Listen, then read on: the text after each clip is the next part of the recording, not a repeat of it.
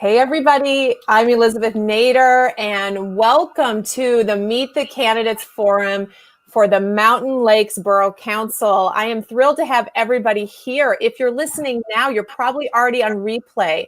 If you're on replay, go ahead, comment below, ask questions. We're going to go back and watch this. So we appreciate any comments, any questions that you have.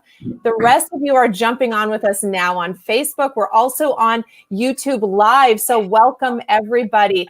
Now, know that I'll be watching for your questions. I will work them in as I can where appropriate. So ask away. The candidates are here to answer any questions that you have. So before I introduce our candidates, and as everyone is getting on the feed, I see people joining. That's great.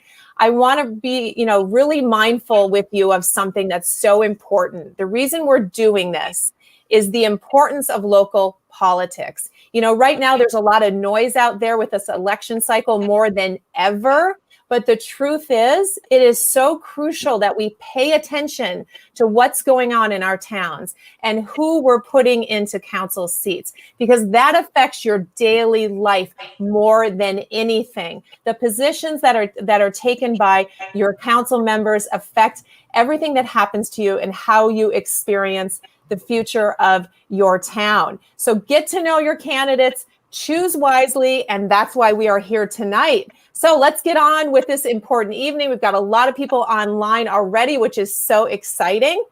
So I would like to introduce to all of you Mountain Lakes Borough Council candidates, Chris Richter, Jane Howard, Richard Barkoskas, and Nate Fitch. Guys, welcome to the forum. Thank you. Thank you. Thank you for having us. Thanks for having us.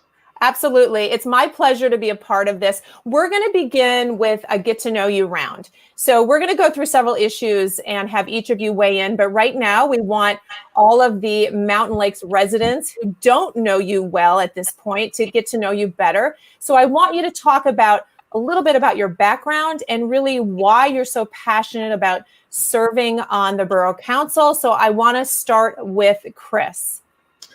Thank you, Elizabeth, and thanks everybody for joining and trying to learn about our platform and who we are. So, Chris Richter, 30-year resident of Mountain Lakes, married to Marcy Richter for 31 years, 3 great kids, Callie, Colette, and Kevin, all born and raised in Mountain Lakes and graduating Mountain Lakes High School. I'm a licensed planner, engineer, and construction manager, having been involved in the commercial real estate business for over 35 years. I've attended University of Vermont, Bachelor's of Science in Civil Engineering, and Stevens with a Master's in Science in Civil Engineering. As far as my volunteer spirit in Mountain Lakes, I've served on the Board of Adjustment for 17 years. I've been chairman for the last 8 years, and I also serve on the EDAC since its inception, both during this last administration for the last 3 years and prior to that. So coached every sport known to mankind, and I love this town. As far as why I'm running for council, it's because I love this town and I want to stay in this town. As many families know, that when your youngest kid graduates high school, you look to move. You look to get away from the tax burden that exists in this town and go to lower tax communities. I want to stay. I have a plan on how to lower our taxes and increase our home values, and that's why I'm running.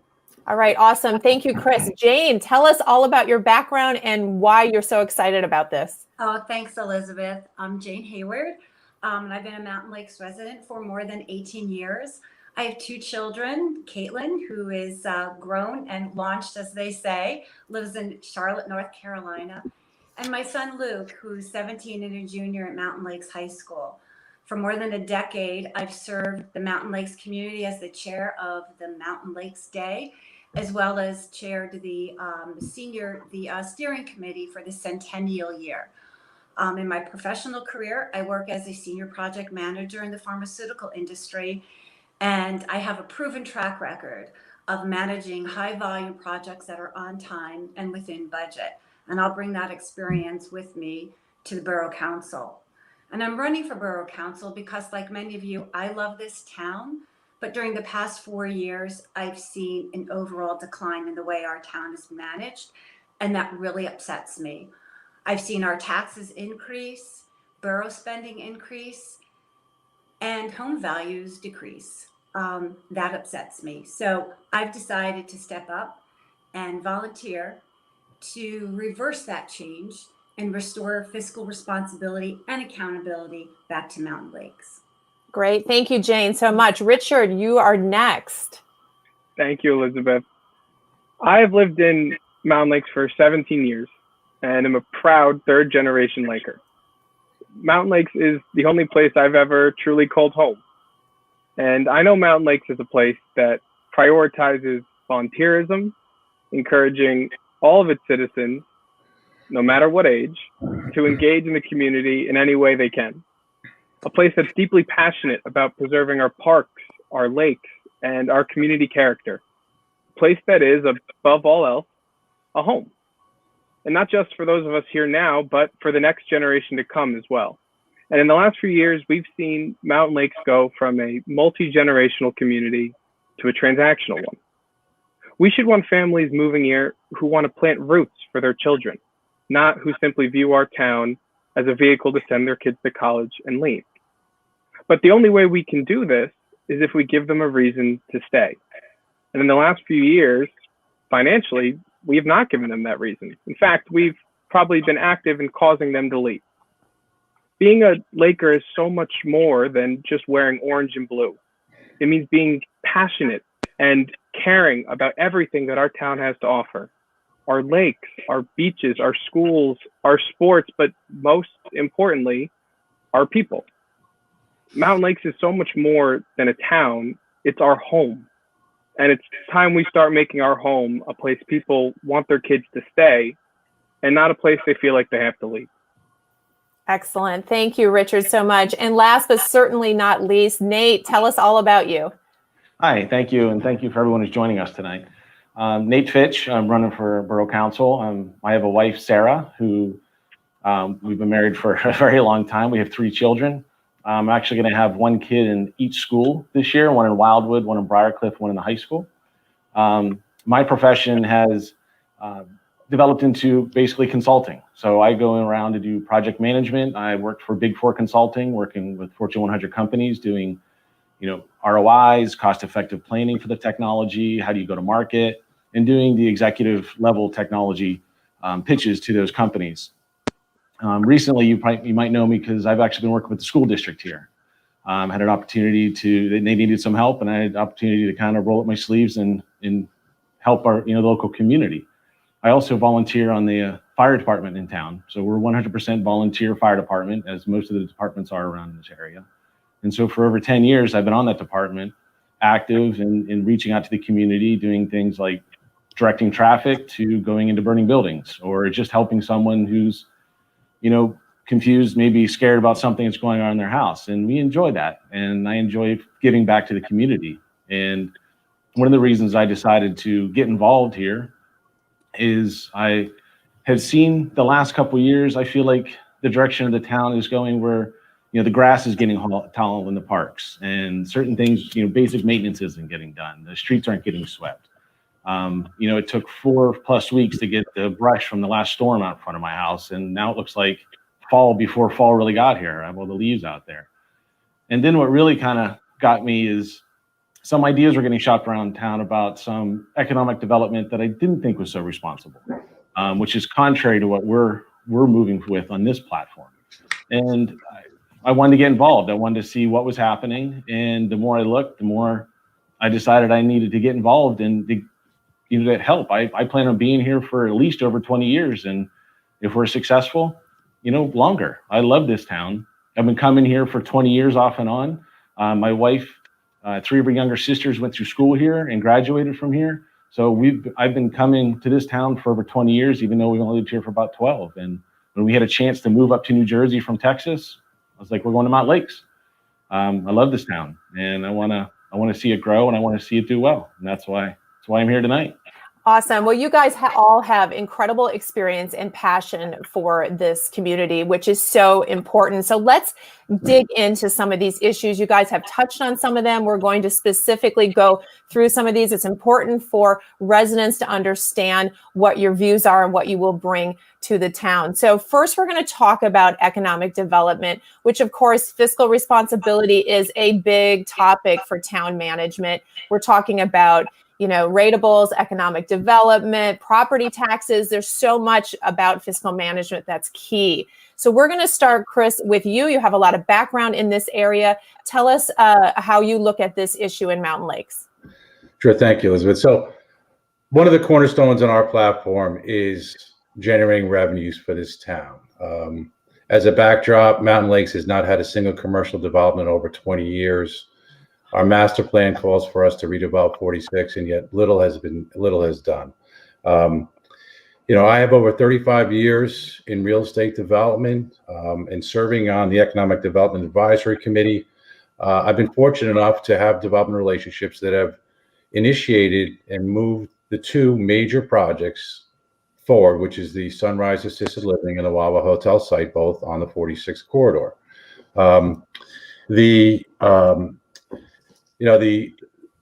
There's this misperception in the development world that free markets work. Well, they haven't worked in Mountain Lakes, and it's taken a lot of legwork and begging. I'll use the word begging to get developers to come to this town. The work achieved to date, and I want to read a quote to you guys from the assisted living developer Vision, which is one of the biggest taxpayers in town. And it says, on behalf of Vision Real Estate Partners, we'd like to let the residents of Mountain Lakes know how instrumental the EDC was in our decision to move forward with the Sunrise Assisted Living Facility Development Project.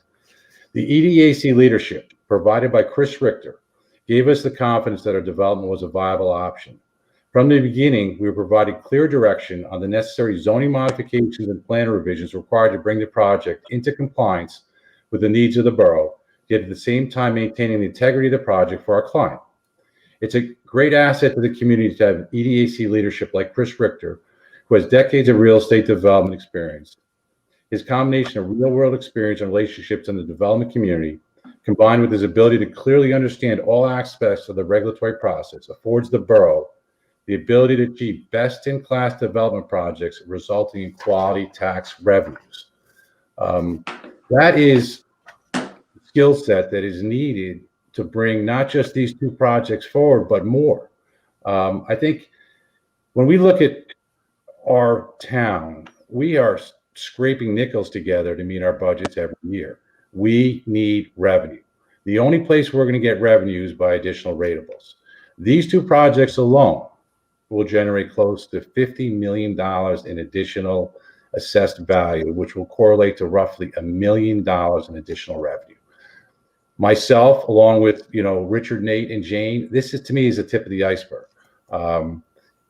We're begging the folks of Mountain Lakes to realize that you've got to look at this campaign as a job candidate, and you need the folks with the right skill sets to be in place to do the job that has to get done. And if it's generating ratables, that's our team.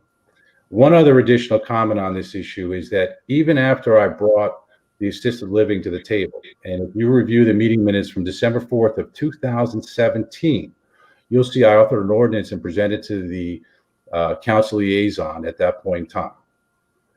The ordinance to allow the assisted living as permitted use was not adopted until 11 months later. And that's just unconscionable. That project, and I work development projects, should have taken 3 or 4 months. That extra 6 months of delays is that there was a direct function of council's inability to understand the land development process and what they should be doing, cost the taxpayers of Mountain Lakes over $250,000. Wow. The Wawa and the hotel has been delayed by over 1.5 years. That's like $500,000 in lost tax revenues. So we as a community, we've got to get the people in town that know development and get these projects these have to be the right projects for Mountain Lakes. Get them done, get them shovel ready, get them paying their taxes.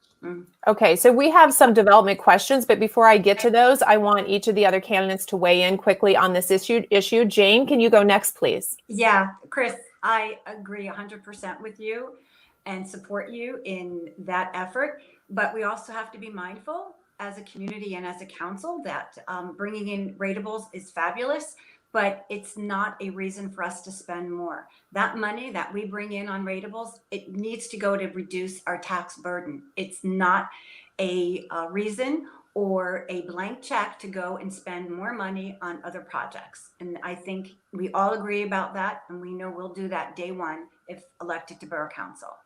Richard, can you speak to the economic development issue, please? Sure. I think Jane hit it right on the head. Rateables should be used first and foremost, full stop, to stop the increases of taxes and to cap spending. Look, spending's gone up 16% in the last 4 years. And I think Chris has the message perfectly said. Bringing in these new commercial rateables is the best way to stop the continued increase in spending. And that's what this team's going to do. Okay, great. Nate, can you weigh in? And when you do, please, will you answer one of the questions specifically to you, which is, what are some of the examples of irresponsible economic development that you mentioned in your intro? Sure. So one of the ideas, and this is kind of, again, what kind of pushed me over to say, hey, I got to get involved, is the Midvale area down here with Midvale and Morris. And this is an area that I live in.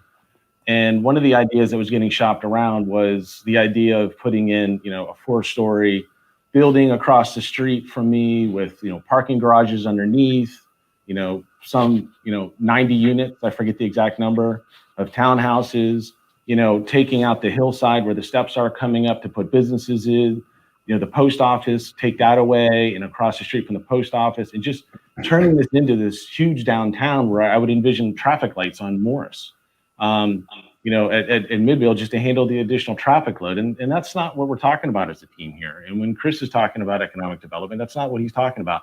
There needs to be some modest development. It doesn't mean that there's not going to be some, townhouses, some nice townhouses go in down here or something like that. But we want to do two things. The first is we want to maintain the integrity and the welcome, warming, small town charm of Mountain Lakes. We don't want to come in and all of a sudden turn this into some other town. We want to be responsible. We really want to look at 46 and develop that. So when we're driving through along 46, it doesn't look like, we've taken a wrong turn and we're somewhere in, north central Pennsylvania. And I can say that because I'm from northwestern Pennsylvania. But it needs, the 46 corridor has a lot of untapped potential for these rateables. And we want to maintain that and develop that responsibly and also get the feedback. Number two is work with the communities. Not just go off, and all of us are in agreement, not just to go off and make these decisions for the town. It's to spearhead this, to drive this, to in many senses, project management while we're getting feedback from the residents on what works and what doesn't. Okay, so that kind of feeds into a question we got just before we went live, which I'm going to throw to Chris. Which areas of Mountain Lakes do you think are in need of further development and why? And kind of piggybacking on what Nate said, when considering to rezone and develop those areas, how will you get and consider input from residents? Thank you. Clearly, Route 46 is the focus. Both the assisted living and the Wawa Hotel are on the 46 corridor. When we did the Sunrise and I discussed the project and the details of the site plan, I've done over 1,000, the design over 1,000 site plans in my life. We were very sensitive to the residential needs, and that project is a win-win for this town. As it relates to other focal points in town, the Midvale area is definitely going to be a topic of conversation. Outside of that, I'll call it the RA and the RA zone is off limits. That's where we live. Right. And we don't need to touch those areas. We have the ability to generate with these two, with the assisted living and Wawa hotel projects, say that's 50 million. We can easily generate another $50 million in rateables along the Route 46 corridor to get that up to about a $2.5 million cash infusion into our budget. 420 Boulevard, where the old tennis courts are, they are looking to redevelop that site. We have inquiries about a Starbucks in town. And these are folks that are just calling me. They're not calling council. They're calling Chris Richter because, we'll ask them. But there is plenty of untapped potential. One of the sensitive properties is the property on the westbound 46 at the very western limits of town, which was proposed to be rezoned to a D parcel. That's a parcel that we met with those neighbors. If we're elected, the first thing I'm going to do is get a meeting with that neighborhood, sit down and talk to them about what do they feel is a reasonable development for that town. So when we talk about the rezoning process, it is embedded with transparency pursuant to the municipal land use law. But clearly, we need to go a step above and beyond that. Is when we look to rezone the property, do a little better job of outreach to the community and saying, this is what we're planning on. Let's engage in a conversation. Let's go forward. Okay, now there is a question about giving tax breaks to lure projects to Route 46. Anyone want to weigh in on that? I'm sorry, tax breaks? Mm-hmm. No, there's no tax breaks to any of the properties. We've never proposed that. The only way there'd be a tax break is through if we do a redevelopment plan, and that hasn't been discussed at all. And that's through a pilot program. But there was absolutely no tax break for any of the properties on 46. They will pay. Elizabeth, Go ahead. if I can just add on to what Chris said earlier about the westbound Route 46 property. When we went over and we talked to those residents one evening, they told us that they were informed about the potential rezoning less than 48 hours in advance of the meeting. And they, to their credit, rallied the troops and showed up at the meeting and got it voted down. But all of these projects, whether it's through economic development or we're talking about, later topics like shared services, these are all examples of how the current council is not being transparent with the community. Like Chris said, the very first thing that should have been done when anyone was even considering rezoning or developing that property was bring in the community members and have a discussion. And that's what we're going to do if elected. We're going to, from day one, have discussions with every single member of the community because we don't want any more decisions and projects made behind closed doors. We are for transparency, and that is the cornerstone of fiscal responsibility. Okay, great. Now, I have a lot of questions about development, and some of these I'm going to ask that the candidates go back onto the forum when we are done and answer some of them directly. But I do want to ask just a couple more, if you will. We have a question here about rezoning, since we've mentioned that. Are you guys going to be in favor of rezoning current residential districts from single household properties to multi-family properties, townhouses, etc.? Who wants to weigh in on that? I'll answer that. The answer is no. The only piece of single family zone property is the particular property on Route 46, which is zoned single family.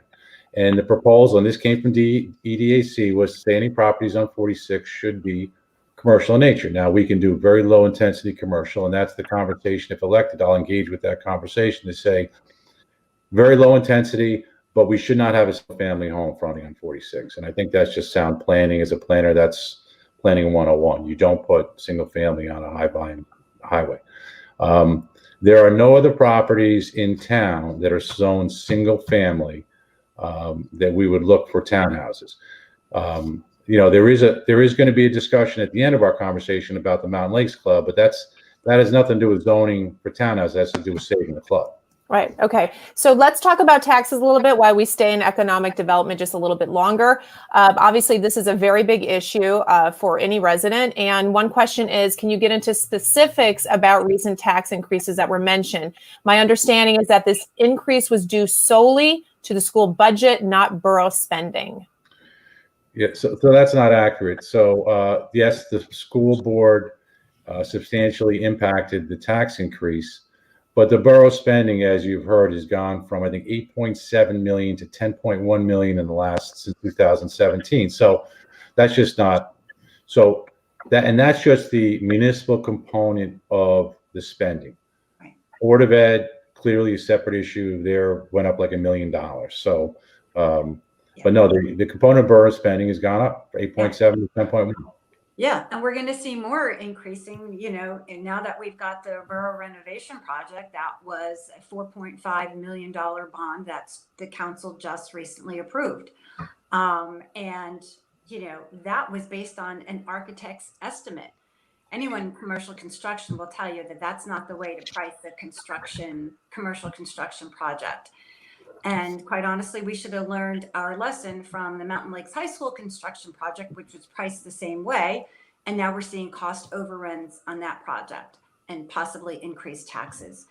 So, no one on the current council, as Chris has said, has commercial construction experience.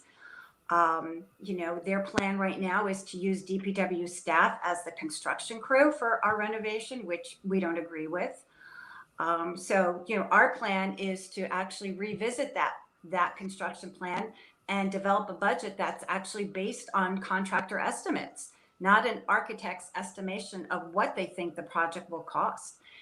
Okay, we will actually get into that, Jane, in a little bit. We're going to do that as a separate issue. I think it's a very important one, and I want you to weigh in on that again so that people understand, how key that is. I want to just ask one more question on property taxes, though, and the question is there any plan for relief of the current residential taxes? Well, the relief is, and the relief is when we get $1 million in additional tax revenue, that $1 million goes right to the bottom line. I mean, we all know that there's cost of living increases and there's going to be pressure on the cost side, which is inevitable. The revenue has to outpace those costs exponentially. So there's a net, our position is clear. I think, Richard, everyone said it. The money we generate from additional tax revenues is going to go directly to decreasing our taxes, period. Right. Yeah. Okay. Nate, did you want to weigh in on that? No, I mean, I didn't have much to add. I'm in full support of that. It's, the spending, as Chris said, went up. But, my taxes went up too. So we need to be a little bit better about where we're putting this money and be more conscientious of, we got more money in, we get to spend more. That's not necessarily the way we like things to go. Okay. So go ahead. Just one quick point.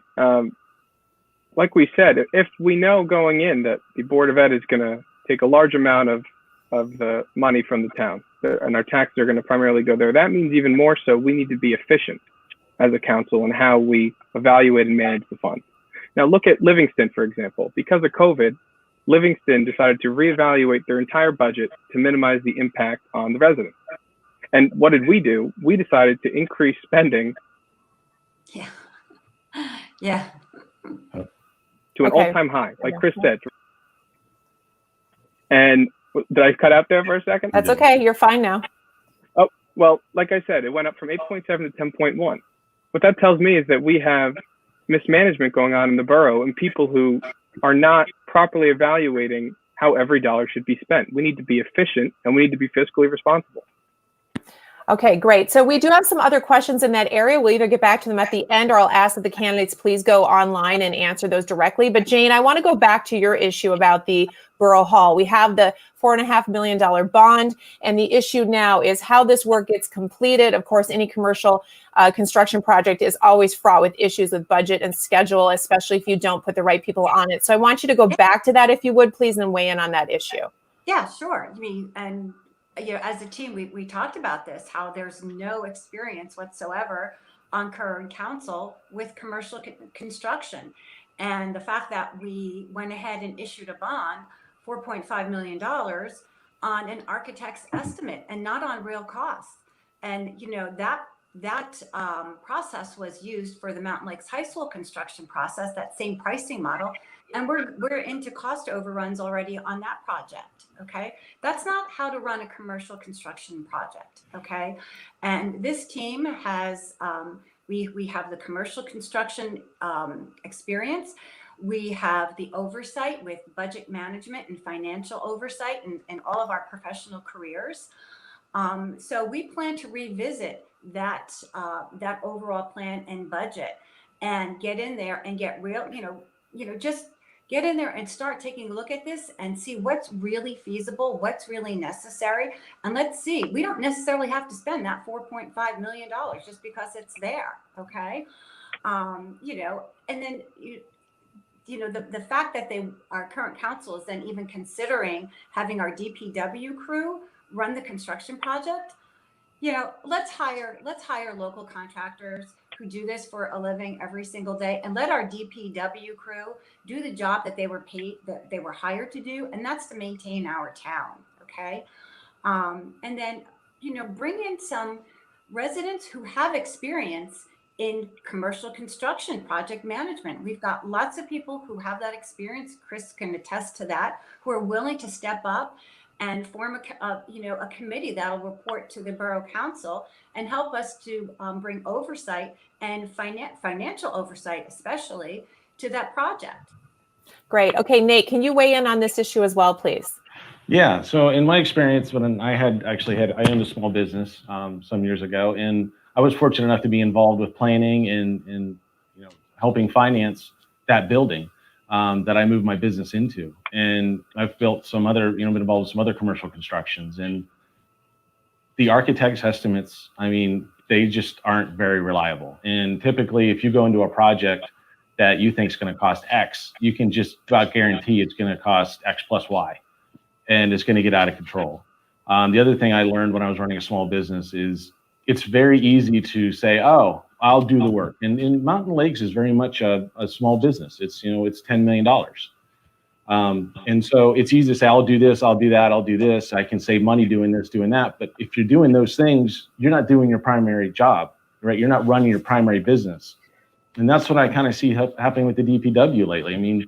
These guys, they were hired to come in and cut the grass and maintain the parks and take care of the streets and, clean up leaves. And after storms, they're doing that while they're doing these construction projects. And it's like, we're not staffed for that. And I just see it kind of getting away and not improving. So if we're going to now all of a sudden use these same individuals to do construction, additionally, in addition to, what we've just used them for at the beaches, I just see, 4 more years of things not getting done around town that we need to get done that affect our home values, that affect our comfort of living in this town, of why we pay these taxes. Right. Okay, Richard, can you weigh in? And then I'm going to go to Chris on this issue and we'll move on. Absolutely. I think the Borough Hall is a prime example of, again, just lack of transparency. In the same meeting where the final presentation came for the borough, before the borough on Borough Hall, they opened it up to the public. And on the same agenda, they had an ordinance discussion. This was already a done deal. The public comments were nothing but symbolic. And this is an example of needing to have a frank discussion about what we want versus what we need. We need Borough Hall to be up to a certain code, and we know that. So come to us and tell us, what do we need for it to be up to code?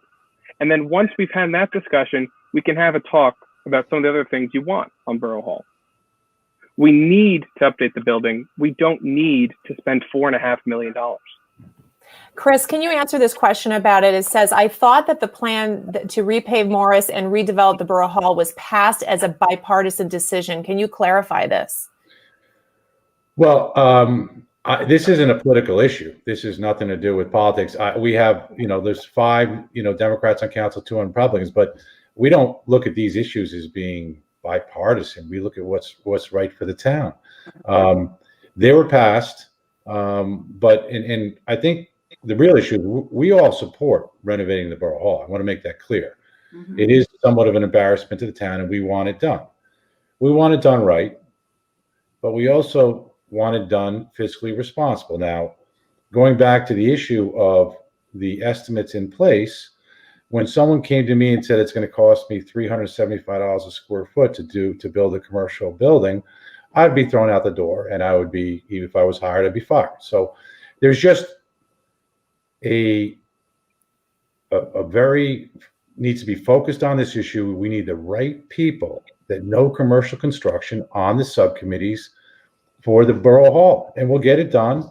We'll get it done as cost effectively as possible. But right now, the committee doesn't have the skill sets, and they're all great people. They're all volunteers, and the volunteer spirit is great. All our opponents are great people in town, but you've got to get people on these committees that have the skill sets to advance the program, and we don't have to now. So, Chris, speak to this comment. Actually, during the Borough Hall expansion presentation, it was said that the project would be paid for with future ratables as well as other anticipated projects. Now, the Speedway ratable just disappeared. Can you speak to that? It's true. I mean, they're basically spending money before it's in the bank. So, as I mentioned before, it'd be great if the assisted living was open paying taxes. They're not. The Wawa Hotel, they haven't even passed the ordinance. It's been 2 years. So the rateable flow will happen if we're elected, and I'll make sure, we will make sure it happens. But there's absolutely needs to be a focus on our businesses on 46. The Speedway's going, and you look along 46. The animal hospital is looks like it's dead. The used cars guy next to the car wash, he looks like he's going out of business. No one's been in touch with these property owners to say, let's work together on a vision for your properties. We will do that. And I've done it with the properties already that I know are the, I'll call it the low-hanging fruit, that we've advanced quickly into a clear vision of when those ratables will hit our books. But there's tons of other properties, and it's a lot of work. You got to sit down with the property owners. You got to understand what a developer is willing to build, and match the property with what the market conditions dictate. And that hasn't been done. We'll do that. Okay, just one before we moved on to shared services, and I'm going to start with you, Nate, on that topic, but I do want to ask a question here that was just posted. Will all of you pledge that if you win a seat on the council, you will have no financial interest in any future development proposal? Yes. Yes, absolutely.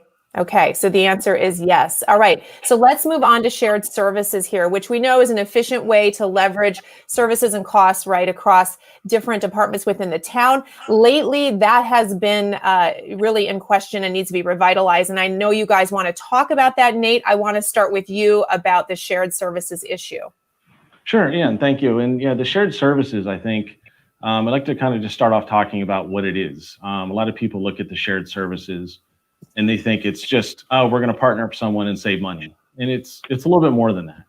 A proper shared services, when you're partnering up with one or more entity, you're doing it so that it's a win-win, right, for everyone involved, in that you can start getting some savings through a couple different buckets, right? And the two primary buckets that you're going to look for savings while you're improving the quality of service that you were receiving before, right? It's not about decreasing quality just to save money. It's about increasing, or very minimum maintaining, quality of service for the residents. So there's two main buckets. One bucket we can look at is human resources. And the human resources bucket is, again, we're a small business. We're $10 million. That's not a large company. If you're looking at this, I know this is a borough, not a company, but a few principles apply. One of them is you can only have so many staff or headcount to do the type of work at the DPW, right? It's just a matter of money. There's never enough money to go around, no matter how much you have, it seems.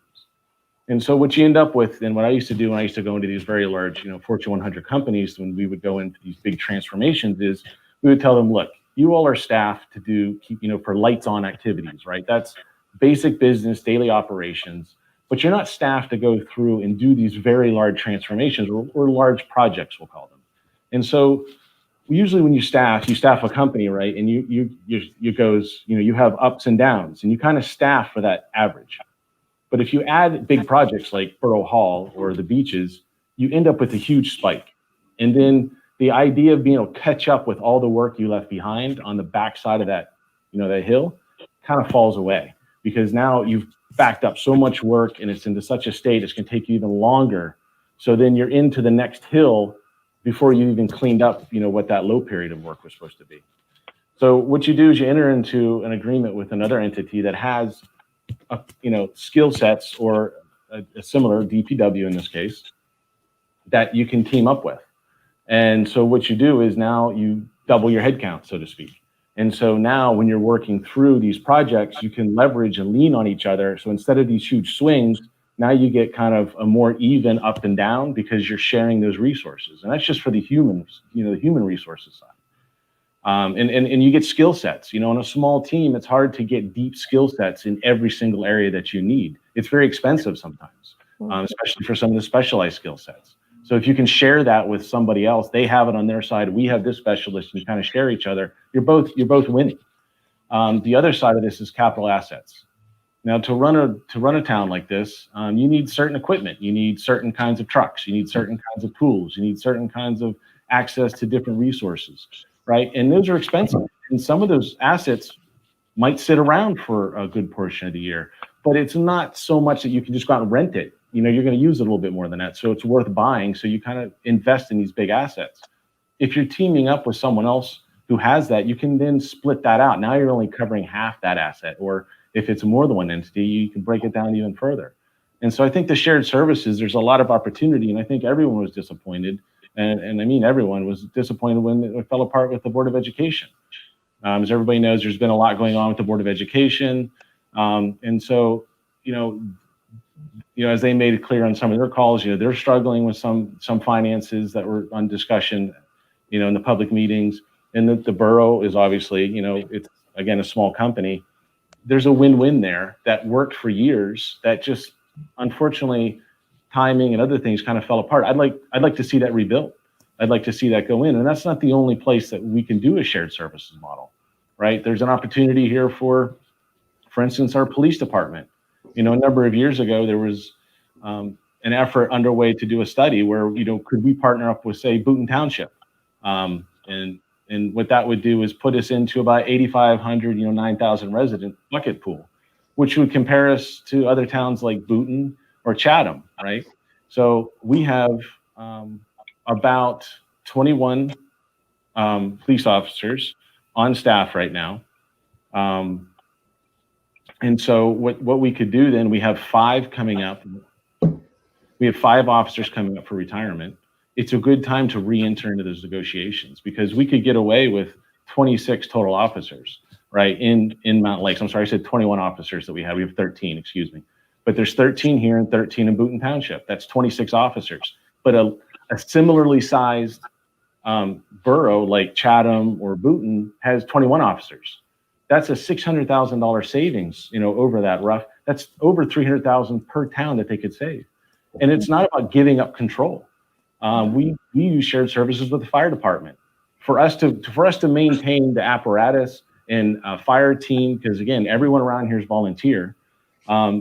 Would be cost prohibitive. But what we do is we have 2 engines on at the department. When there's a fire, we go out, and if it's a real call, Boonton comes over, Boonton Township comes over, Rainbow Lakes comes over, Mount Tabor and other teams come in automatically. We could use something like that maybe with the police force, right? So that we could staff for normal business during the day, but we could have those resources to call upon if there's an emergency, if there's injury leave, if there's other types of things, then you kind of cushion that human resource model and share those resources. And I don't know what the exact answer is, but I think we need to move in that direction. We need to really seriously engage in those discussions because they amount to real savings for the borough. Excellent. Okay, Chris, do you want to weigh in on that quickly? And then I'm going to go to you, Jane. Oh, sure. I mean, I think, the one thing that I'd like to bring up is, and this kind of falls into the Borough Hall project, but change is inevitable with construction projects, but the Board of Ed elected to move out of the municipal building. Why? No idea. But, obviously they have a new facility. It may have just been, efficiency on their end, but we haven't changed our Borough Hall plans since the Board of Ed moved out. We've issued a bond referendum for $4.4 million, and we have thousands of square feet of space now that is vacated, and there hasn't been a discussion at council about what is the change impact on that project. We got a major debt service that we're going to be paying on this project, and there really has to be a focus on, this shared service concept between the Board of Ed and the town. It's just fallen off a cliff, right? So again, I'm not sure if moving out is a function of that, but it does get back to this concept of saying we now have to reevaluate the municipal building, given the fact that we have a tenant that just moved out. It's not coming back. So. Jane, what would you like to add to that? Yeah, no, I agree 100% with Nate. Bringing back these opportunities for shared services within our town. I mean, it's absolutely ridiculous that, the Board of Ed will hire an outside company to remove a tree on their property when we've got the equipment and the staff here to do it. So with our DPW team. So that certainly makes a lot of sense. But the other thing I'd like to see happen though, in terms of services, is that we reach out and we, locate and bring in another internet service provider. I mean, the fact that we are here in Mountain Lakes, I'm sure a majority of our residents are working from home. We have children, we have our high school that's online, and we have one internet provider. Okay. We can do better than that.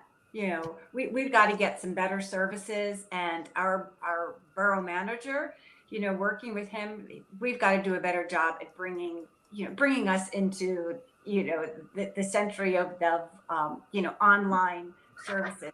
We also used to have a ability to pay our water bill and our sewer bill online. That stopped 3 years ago. I mean, why? I mean, we have residents that are snowbirds and they go to Florida and, or another state, and they can't pay their bills online. How ridiculous is it? You can pay your electric bill, you can pay your gas bill. Why can't you pay these other bills from your utility bills online? So we got to get that back up and running. That's just shameful that service stopped 3 years ago. Okay, Richard, a last word on shared services, please. I think Chris, Jane, and Nate really said it well.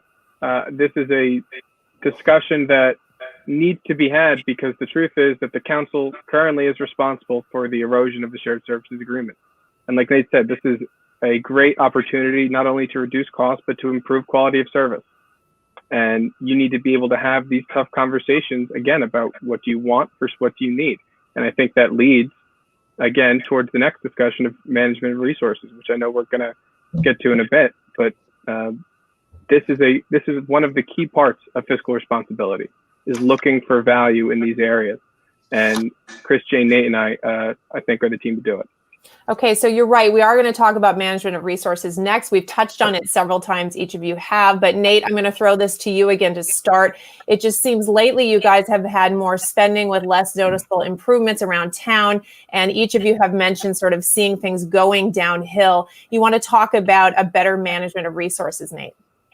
Yeah, and I think the key concept here is no matter how big of a company I work for, and I've worked for one of the big four firms. I've had my own business, $3 million a year business. So I've seen the ups and downs. I've been in and out of a lot of regional businesses. I've been, I've seen a lot. Hospitals, cable providers, pharmaceutical companies.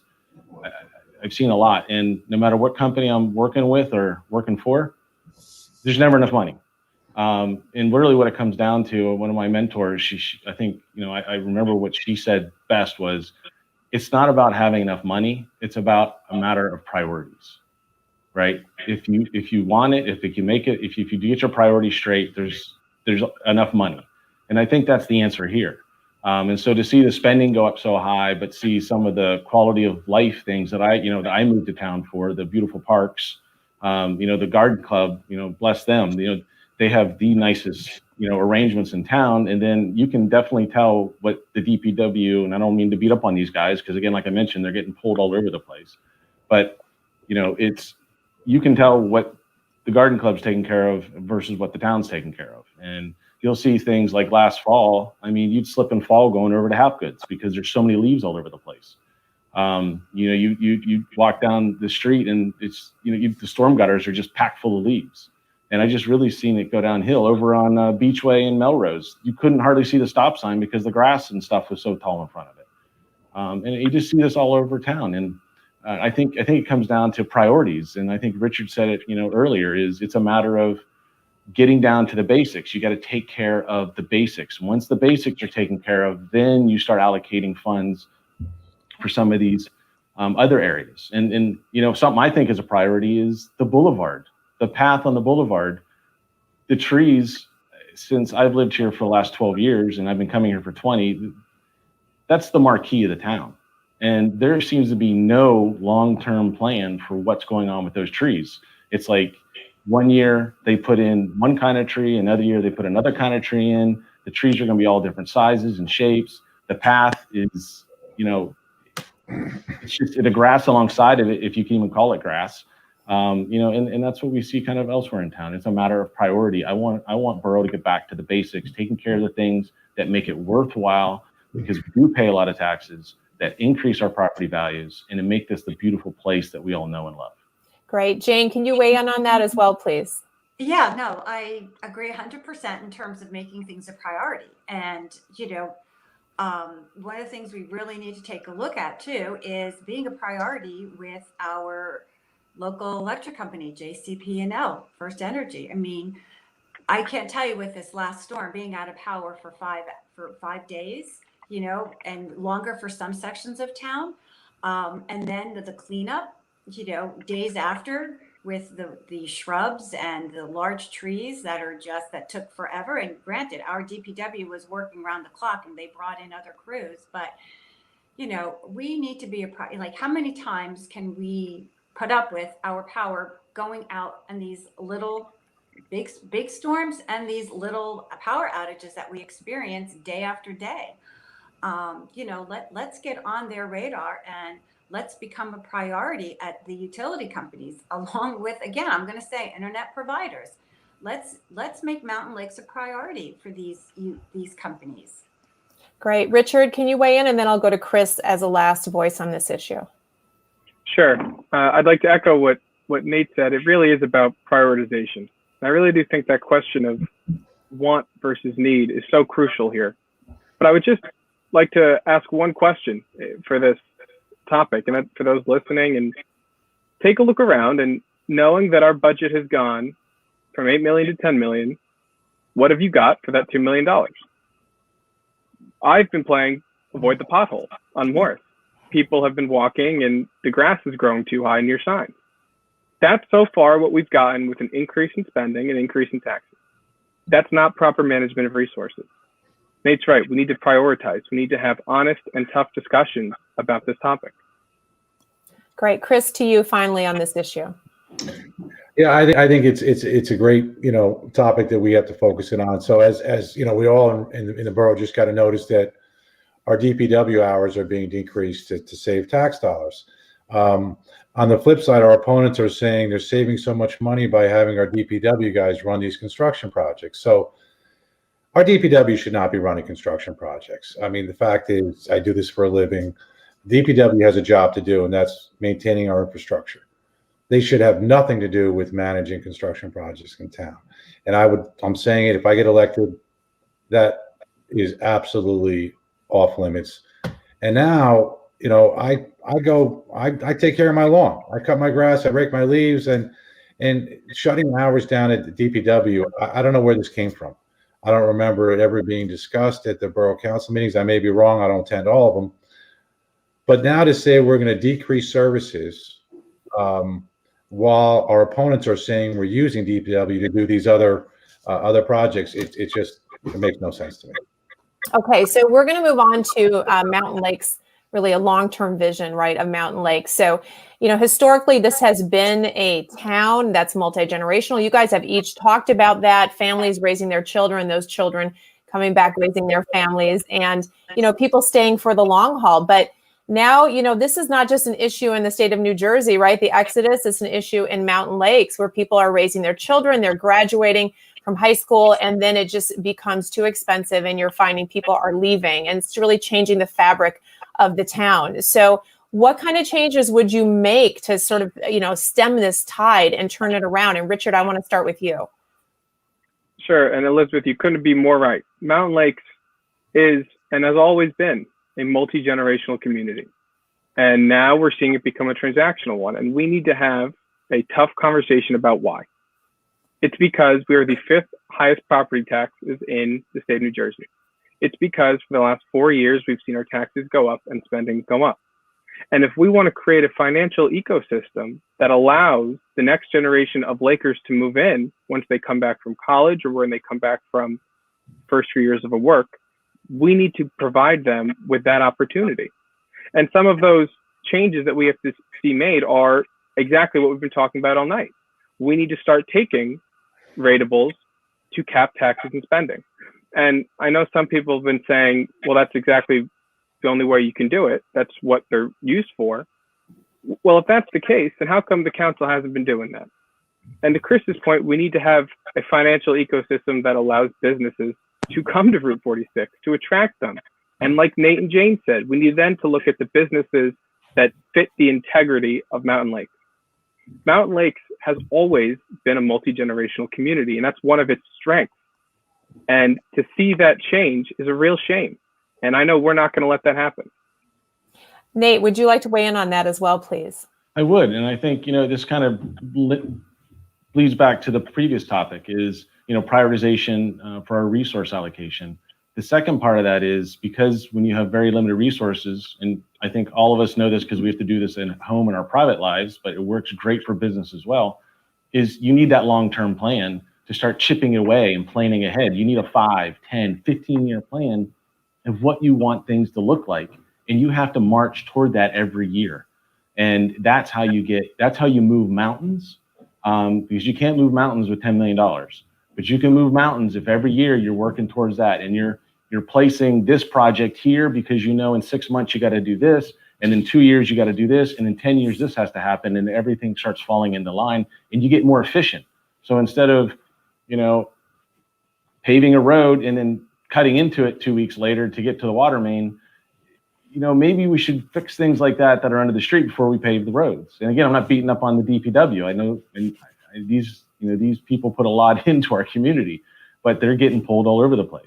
And it takes oversight from the board, which is what the borough council, what they're supposed to provide is that kind of oversight, maintaining these long-term plans. Again, we're not going to change all the trees on our marquee and change the walking path overnight. But over 5-10 years, if we plant the right trees, and if we maintain the grass, and if we maybe widen the path a little bit because of COVID, we need a little more space so people go in different ways, and we plan into these things, they become very doable and very achievable. Chris, can you weigh in on the multi-generational aspect of Mountain Lakes? It seems to be changing.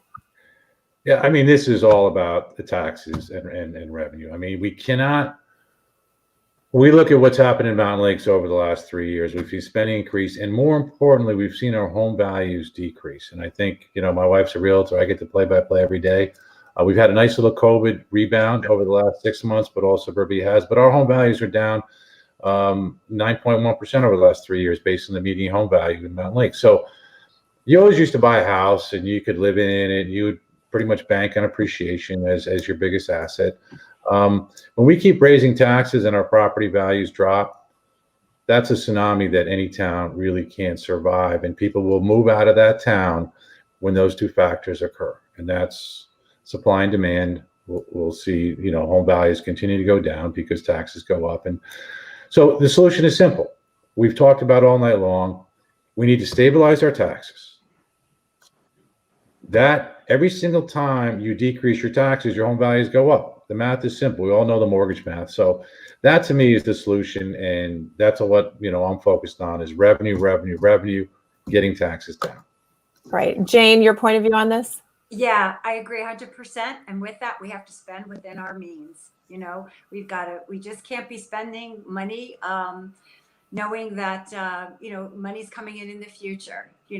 We have what we have today, and we have to plan and spend what we've got and manage our financial resources sensibly. I mean, and that's what Laker Sensibility is all about, right? Bringing fiscal responsibility, bringing in those tax dollars, but minding that budget, making sure we're spending our community, our residents' tax dollars wisely and sensibly.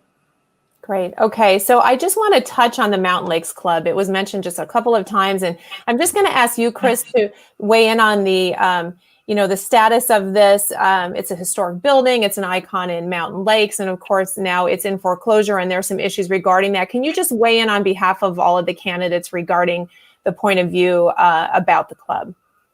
Absolutely. So all four of us strongly support the Mountain Lakes Club. I mean, we know it's one of the great resources in town. I was a member there, loved the place, and I moved on. Generally as your kids get older, a lot of families move off. I'm not a very good bowler, but in any event, we want it to stay. What we don't support is spending millions of dollars of taxpayer dollars to bail it out. There are other creative solutions, and I've discussed this internally about how do we get the Mountain Lakes Club for angel investors to come in and try to revitalize the club as it exists. And it's a challenging issue. You have residents across the street, you've got a school next to it, you've got a vacant lot on the other side. But my solution would be with the swipe of a pen, we can, at the council level, we can monetize that property through looking at the underlying zoning. Right now it's zoned single family, and there may be an opportunity to look at that and upzone it slightly to give a bank or financial institution the resources, or excuse me, the appraisal, so to back into a loan that can be monetized. Not a single taxpayer dollar. It saves the club, and it gives someone the ability to finance that facility. So that's one creative solution. This is a very delicate subject. I'd love to hear other creative solutions out there, but it certainly, our focus is going to be to save the club.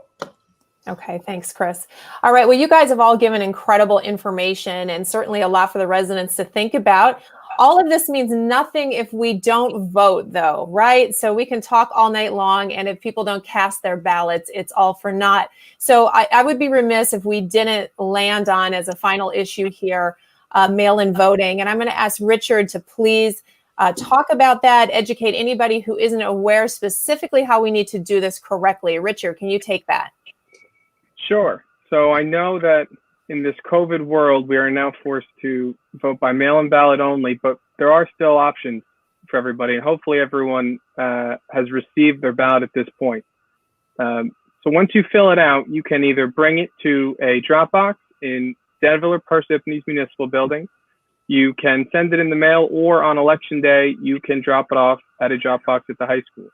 And for anyone that has more questions, we have a great video with a great candidate on our Laker Sensibility Facebook page for any more questions.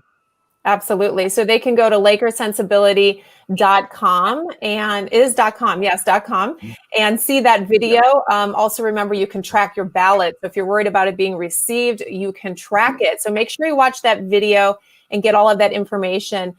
Before we close out, I would like each of you to have one last word to your potential constituents, to tell them what to remember, what's most important about what you've said tonight, and we'll leave that with them. And once we're done, I would ask that each of you would go back, if there are any unanswered questions in the feed, that you would address those as you can. So Chris, let's go ahead and start with you as a last message to everyone.